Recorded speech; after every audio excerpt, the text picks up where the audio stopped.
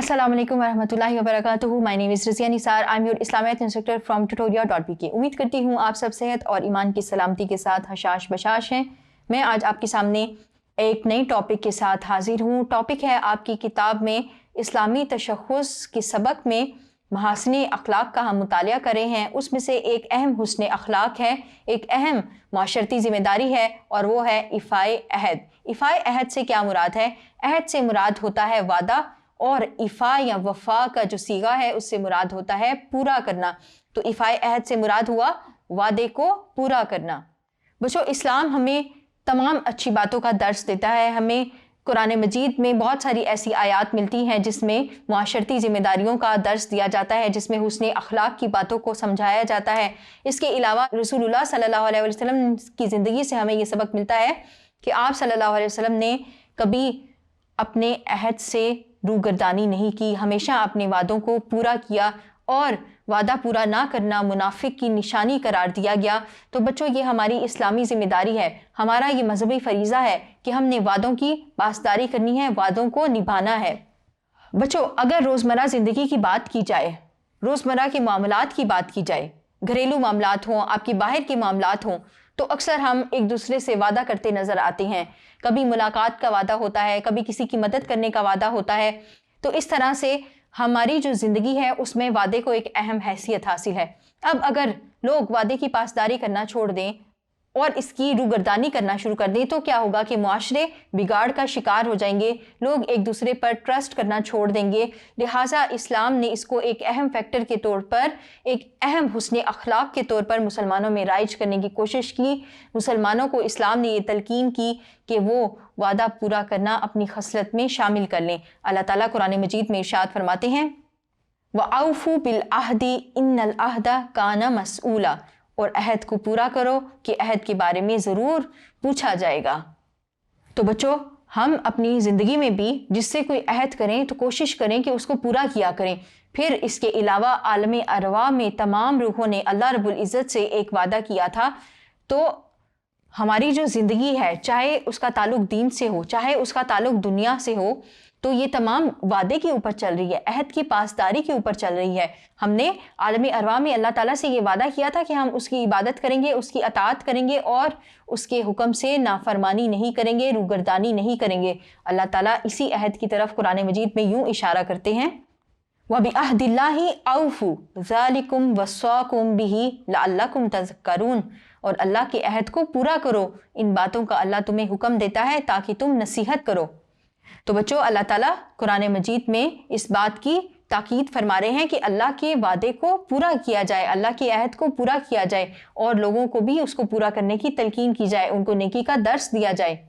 बच्चों, जैसा कि आपको बताया कि हमारे जो माशरती मामलात हैं उसमें अहद को एक नागुज़ीर अहमियत हासिल है। इसी की तरफ कुरान मजीद में इशारा किया गया है। अल्लाह ताला कुरान मजीद में फरमाते हैं, अल्लज़ीना यूफ़ूना बिअहदिल्लाहि वला यंकुदूनल मीसाका वल्लज़ीना यसिलूना मा अमरल्लाहु बिही अन युसला, जो अल्लाह के अहद को पूरा करते हैं और इकरार को नहीं तोड़ते और जिन रिश्ता हाय कराबत के जोड़े रखने का अल्लाह ने हुक्म दिया है उनको जोड़े रखते हैं। तो बच्चों, इस आयत मुबारका में भी अल्लाह रब्बुल इज़्ज़त उन मोमिनीन मुसलमानों की तारीफ़ फरमा रहे हैं कि जो अपने अहद को पूरा करते हैं और सिला रहमी करते हैं।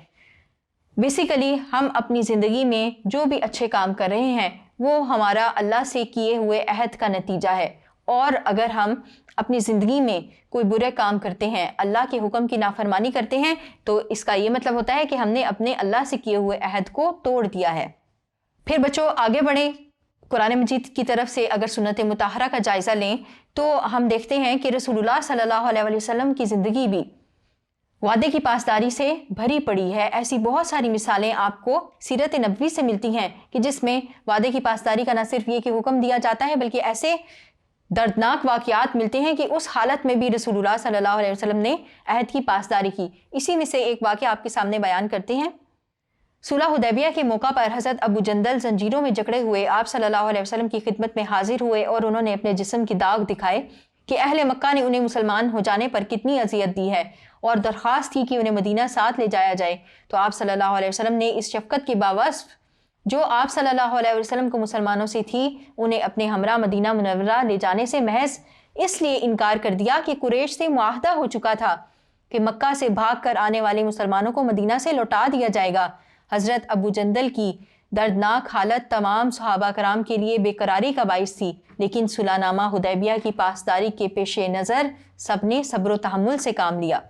تو بچوں، آپ نے عہد کی پاسداری کے متعلق صلح حدیبیہ کا واقعہ پڑھا۔ آپ کو یاد ہوگا کہ سورہ ممتحنہ کا جب ہم مطالعہ کر رہے تھے تو ہم نے اس میں بھی یہ بات پڑھی تھی کہ صلح حدیبیہ کے موقع پر جو کفار کے ساتھ شرائط طے کی گئی تھی، اس میں سے ایک شرط یہ تھی کہ جو کوئی شخص مکہ سے مسلمان ہو کر مدینہ آئے گا مسلمانوں کے پاس تو مسلمان ان کو واپس لوٹا دیں گے۔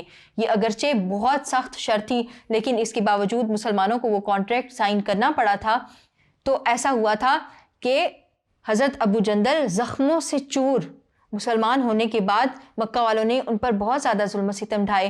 جب وہ مسلمانوں کے پاس آئے، رسول اللہ صلی اللہ علیہ وسلم کے پاس آئے، ان کو دیکھتے ہوئے سب کے دل غمگین تھے، لیکن کیا تھا کہ عہد کی پاسداری کرنی تھی، کانٹریکٹ جو کیا ہوا تھا اس کو نبھانا تھا، تو ان کو واپس بھیج دیا گیا۔ تو بچوں، جب اتنے سخت حالات میں کافروں سے کیے ہوئے عہد کو پورا کرنے کا حکم ہے تو کیا مسلمانوں کو آپس میں کیے ہوئے عہد کو پورا نہیں کرنا چاہیے؟ کیا کل کو آپ کو اس بارے میں باز پرس نہیں ہوگی کہ آپ نے کسی سے کوئی عہد کیا تھا اور پھر اس کو پورا نہیں کیا؟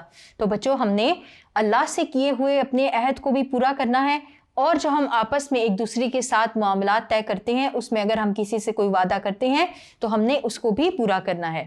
وعدے کے متعلق رسول اللہ صلی اللہ علیہ وسلم کی ایک حدیث مبارکہ ہے۔ آپ صلی اللہ علیہ وسلم نے فرمایا، لا دینہ لمن لا عہد لہ، جس سے وعدے کا پاس نہیں اس میں دین نہیں۔ اور پھر اسی طرح اس کے اگلے حصے میں فرمایا، لا ایمانہ لمن لا امانت لہ، کہ جس میں امانت کا پاس نہیں اس میں کوئی ایمان نہیں۔ تو بچوں، اس سبق میں یہ جو موضوع تھا ایفائے عہد کا، اس سے ہم نے کیا جانا؟ اس سے ہمیں یہ سبق ملتا ہے کہ ہمارے دینی معاملات اور ہمارے معاشرتی معاملات، آپس کے لین دین، یہ تمام اس بات کا تقاضا کرتے ہیں کہ ہم نے اپنے اندر وعدے کی پاسداری کا وصف پیدا کرنا ہے انشاءاللہ۔ تو یہ تھا بچوں ایفائے عہد کا موضوع، امید کرتی ہوں آپ کو سمجھ آئی ہوگی۔ آئیے بڑھتے ہیں اپنے اگلے موضوع کی طرف۔ شکریہ۔